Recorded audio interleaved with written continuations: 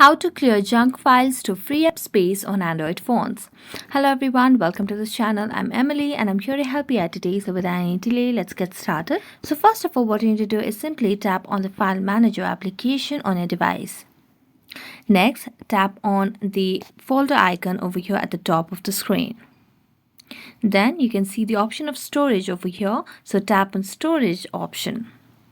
As you do that, you'll be able to see the storage space that is being taken place over here on your device. Next, scroll down and here you can see the option of free up certain GB over here. Right now it's free up 2 GB. So tap on free up 2 GB, and as you do that, it will delete all your cache files, obsolete files, residuals and memories that are backed up in your devices. And then tap on clean up. And as you do that, you have finished clearing your junk files on your Android. So thank you so much for watching this video. See you next time.